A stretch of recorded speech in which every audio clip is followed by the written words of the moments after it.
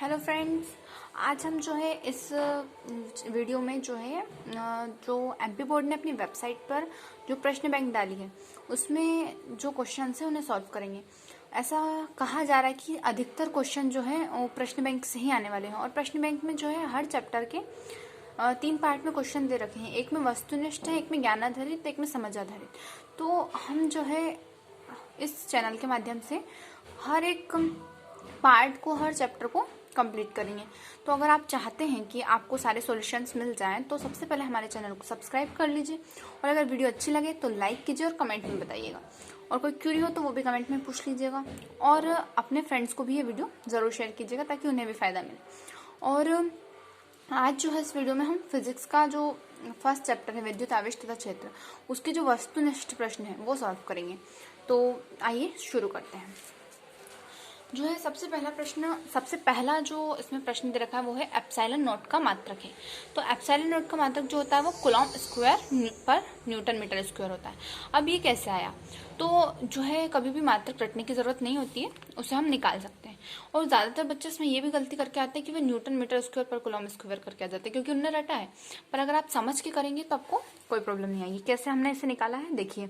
हम जानते हैं कि कूलॉम के नियम से F is equal to 1/4 pi epsilon not Q1 into Q2 upon R square होता है। अब हमें निकालना है एप्सिलॉन नॉट का मात्रक। अब हम जानते हैं कि ये जो हमारी संख्या है ये तो संख्या है, अंक है, तो इनका कोई मात्रक नहीं है। भौतिक राशि ये नहीं है, तो इन्हें हटाने के बाद हमारे पास बचता है F इज इक्वल टू 1/एप्सिलॉन not Q1 into Q2 upon R square. अब हमें जो है एप्सिलॉन नॉट का मान चाहिए, तो हम epsilon not is equal to 1/F Q1 into Q2 upon R square हम ऐसा कर देंगे। अब हमें ये सबके मात्रक जो इधर जो भौतिक राशियां दे रखी हैं इनके मात्रक लिखने हैं। तो आवेश का मात्रक होता है कूलॉम। अब कूलॉम यहाँ पर कितनी बार है? 2 बार, तो कूलॉम स्क्वायर अपॉन ये बल है, बल का होता है न्यूटन, और आर दूरी है यहाँ पर आर, और आर का वर्ग है यानी कि मीटर का स्क्वायर। तो हमारा मात्रक क्या बनेगा? कूलॉम स्क्वायर पर न्यूटन मीटर स्क्वायर। ये बहुत इजी है, आप किसी भी भौतिक राशि का मात्रक इस तरह से निकाल सकते हैं। अब हमारा दूसरा प्रश्न है विद्युत क्षेत्र का मात्रक। विद्युत क्षेत्र का मात्रक यहाँ पर जो है न्यूटन पर कूलॉम है। अभी न्यूटन पर कूलॉम कैसे है? ये जैसे कि मैंने पहले बताया कि रटना नहीं है हमें। तो विद्युत क्षेत्र E इज इक्वल टू, हमें पता है कि जो है F/Q होता है, बल बटे आवेश होता है। तो जो बल है उसका मात्रक होता है न्यूटन, और आवेश का भी बताया न्यूटन पर कूलॉम हो जाएगा, आवेश का कूलॉम, तो न्यूटन पर कूलॉम विद्युत क्षेत्र का मात्रक आ गया। फिर होता है वायु का पराविद्युतांक। इसमें बहुत सारे बच्चे गलती करके आते हैं कि वे लगा के आते हैं 8.85 गुणे 10⁻12, जबकि ये जो है एप्सिलॉन नॉट का मान है।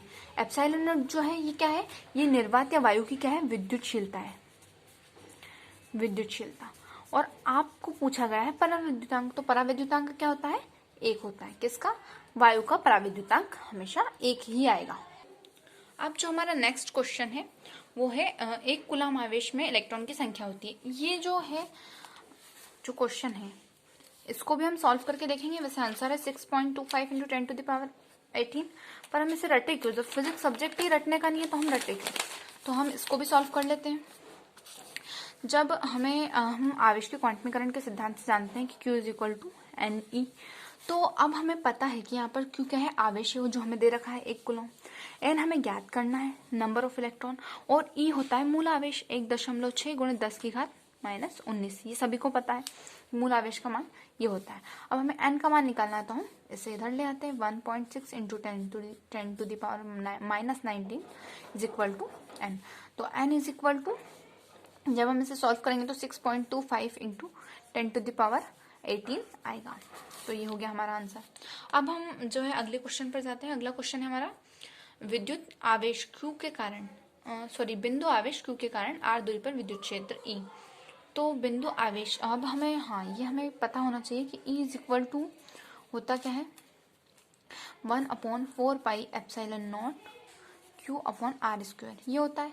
अब हमें यहाँ पर ये जो बिंदु आवेश है तो हमें यहाँ पर जो है R, सभी में हमें दिख रहा है कि यहाँ पे R से संबंध हमें बताना है। तो ये तो जो है कांस्टेंट हो जाएगा, 1/4 पाई एप्सिलॉन नॉट क्या हो गया? कांस्टेंट। तो ये हो गया समानुपाती का चिन्ह। अब हमें R से संबंध बताना है तो अपॉन R स्क्वायर, वो बिंदु आवेश है। तो यहाँ पर आपको समझ में आ रहा है कि जो विद्युत क्षेत्र है वो दोनों आवेशों के बीच की दूरी के वर्ग के व्युत्क्रमानुपाती होता है, इसलिए E is inversely proportional to R square. अब यदि किसी विलगित वस्तु से एक इलेक्ट्रॉन निकाल दिया जाए तो उस पर आवेश होगा। ये तो सबसे इजी क्वेश्चन है। विलगित वस्तु यानी उदासीन वस्तु जिस पर कोई आवेश नहीं हो, यानी उसमें इलेक्ट्रॉन और प्रोटॉन दोनों की संख्या बराबर है। ये मैंने मान लिया कि चलो इसमें इलेक्ट्रॉन भी 10 है और प्रोटॉन भी 10 है। अब मैंने इसमें से एक इलेक्ट्रॉन निकाल लिया तो कितने बच गए, 9 इलेक्ट्रॉन हो गए और 10 प्रोटॉन।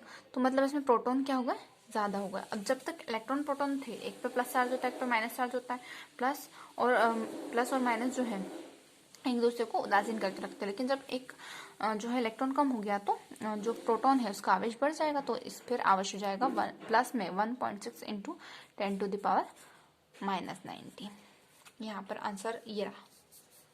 उसके बाद अब यहाँ पर जो है रिक्त स्थान शुरू होते हैं। एक पदार्थ में इलेक्ट्रॉन की कमी है, उसमें कौन सा आवेश होगा। अभी हमने देखा कि इलेक्ट्रॉन की कमी होने से कौन सा आवेश है, धनावेश। फिर मूल आवेश का मान, ये हम सभी को पता है 1.6 इंटू 10⁻⁻90।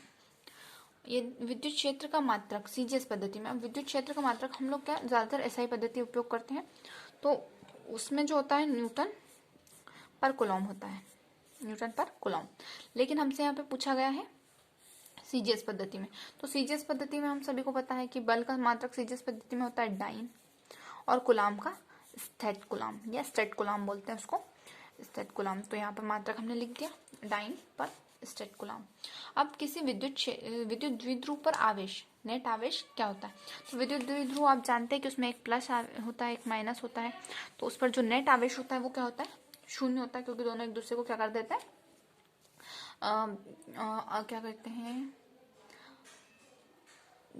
खत्म कर देते हैं दोनों आवेश एक दूसरे को, तो शून्य आवेश आएगा। किसी विलगित निकाय का आवेश सदैव स्थिर रहता है। तो किसी विलगित निकाय का आवेश सदैव स्थिर, जहाँ यहाँ पर इससे हम समझ सकते हैं कि हाँ, जैसे ये मान लो कि रुकिए, अब देखो ये एक वस्तु है, ये दूसरी वस्तु है। इसने इसको इलेक्ट्रॉन दिया, हमने घर्षण किया, तो मान लो इस पर इसने इलेक्ट्रॉन त्याग दिया तो ये प्लस चार्ज हो गई, इसने इलेक्ट्रॉन ले लिया तो ये माइनस चार्ज हो गई, हो गया। इन दोनों से जो बना निकाय है, अगर मान लो इसके पास पहले 10 इलेक्ट्रॉन थे, इसके पास 10 इलेक्ट्रॉन थे, दोनों का योग हुआ 20, फिर इसने एक इलेक्ट्रॉन इसको दे दिया तो इसके पास हो गए 9 इलेक्ट्रॉन और इसके पास हो गए 11 इलेक्ट्रॉन। अब भी क्या योग 20 ही है, हाँ।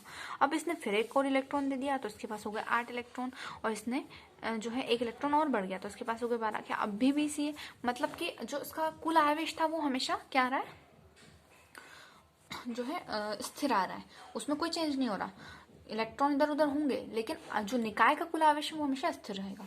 फिर दो सजातीय आवेश एक दूसरे को प्रतिकर्षित करते हैं। हम जानते हैं कि दो सजातीय आवेश हमेशा एक दूसरे को प्रतिकर्षित करेंगे, और प्लस प्लस है तो वो एक दूसरे को प्रतिकर्षित करेंगे, और प्लस माइनस है तो वो एक दूसरे को आकर्षित करेंगे।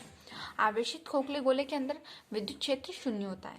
अब यहाँ से हमारे सत्य असत्य शुरू होते हैं, तो जो है हमें इसमें सिर्फ सत्य और असत्य लिखना है, कोई कारण नहीं बताना है। तो आवेशित खोखले गोले के अंदर विद्युत क्षेत्र शून्य होता है। हाँ, ये हम सभी को पता है कि इसमें जो है आवेशित खोखले गोले के अंदर जो है आवेश हमेशा शून्य होने वाला विद्युत क्षेत्र। दो क्षेत्र रेखाएं एक दूसरे को काटती हैं, दो क्षेत्र रेखाएं एक दूसरे को कभी नहीं काटती। इस पर एक क्वेश्चन भी बनता है, ये बात हमें याद रखनी है। ऐसा क्यों होता है, क्योंकि अगर दो क्षेत्र रेखाएं एक दूसरे को काटेगी तो हमें वहां पर दो स्पर्श रेखाएं खींचनी होंगी, अलग अलग, दो स्पर्श रेखाएं खींचनी होंगी जो कि किसकी, विद्युत क्षेत्र की दो दिशाएं बताएंगे, और वो दो दिशाएं जो कि विद्युत क्षेत्र की दो दिशाएं हो ही नहीं सकती, असंभव है ये बात। इसलिए दो क्षेत्र रेखाएं एक दूसरे को कभी भी नहीं काटेंगी। धातु का परावैद्युतांक अनंत होता है, हाँ ये बात सत्य है। किसी चालक के अंदर से क्षेत्र रेखाएं नहीं गुजरती हैं, ये बात भी सत्य है, किसी चालक के अंदर से कभी क्षेत्र रेखाएं नहीं गुजरती हैं।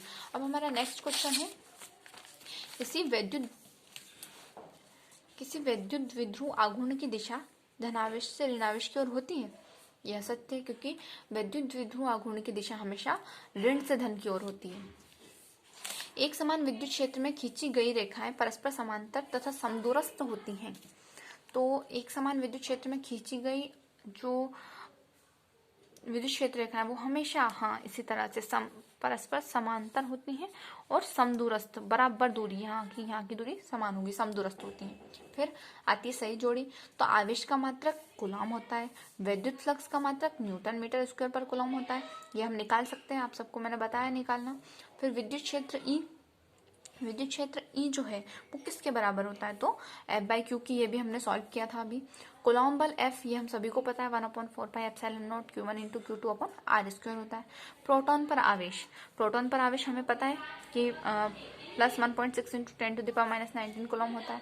एप्सिलॉन नॉट का मान, एप्सिलॉन नॉट का मान होता है 8.854। अभी मैंने बताया था कि आप जो है वायु का पराविद्युतांक हमेशा ये करके आएंगे, जो कि गलत है। एप्सिलॉन नॉट जो कि निर्वात वायु की क्या है, विद्युतशीलता है, उसका मान ये होता है। तो आप सबको समझ में आ गया। अब हम आते हैं आवेश के क्वांटमीकरण। जो है यहाँ से जो है एक जो हमारे क्वेश्चंस आते हैं छोटे 1 या 2 नंबर के से, वो शुरू होते हैं एक शब्द में उत्तर वाले। तो आवेश का क्वांटमीकरण क्या है, तो आवेश का क्वांटीकरण जो सिद्धांत है वो हमने पढ़ा है कि जो किसी भी पदार्थ पर आवेश है वो मूल आवेश के पूर्ण गुणज होते हैं। इसका मतलब कि आवेश जो है हमेशा जो है पूर्णांक के रूप में रहेगा, से कोई 1/2 आवेश कभी नहीं रहेगा, वो पूर्णांक रहेगा, +-1 +-2 ऐसे रहेगा। फिर क्या किसी पदार्थ में 2.6 इलेक्ट्रॉन हो सकते हैं, तो नहीं हो सकते। अभी हमने आवेश का क्वांटमीकरण सिद्धांत बताया कि आवेश हमेशा पूर्णांक के रूप में रहेगा, कभी भी दशमलव या बटे के रूप में नहीं रहेगा। तो क्वांटमीकरण के सिद्धांत के अनुसार ऐसा नहीं हो सकता। क्या किसी पदार्थ में 0.8 और 10⁻−19 कूलॉम आवेश हो सकते हैं, तो जो है यहाँ पर भी आपको दिख रहा है कि एक जो इलेक्ट्रॉन होता है उस पर आवेश होते हैं 1.6 × 10⁻−19। ये मूल आवेश है हमारा। अब मूल आवेश का आधा यहाँ पर आपको देखकर समझ आ ही रहा है कि ये आधा है, और हमने अभी बताया कि आवेश हमेशा क्या रहता है, पूर्णांक के रूप में रहता है, तो वो कभी भी आधा या 1.5 या 1.25 ऐसा नहीं हो सकता, तो इसलिए ये भी नहीं हो सकता, ये भी क्वांटमीकरण सिद्धांत के अनुसार नहीं हो सकता। स्थिर विद्युत के अंतर्गत कूलॉम का नियम, तो कूलॉम का नियम हम सभी जानते हैं कि जो दो आवेशों के बीच लगने वाला बल है वो उन आवेशों के गुणनफल और उनके बीच गुणनफल के समानुपाती और उनके बीच की दूरी के वर्ग के व्युत्क्रमानुपाती होता है। तो ये हम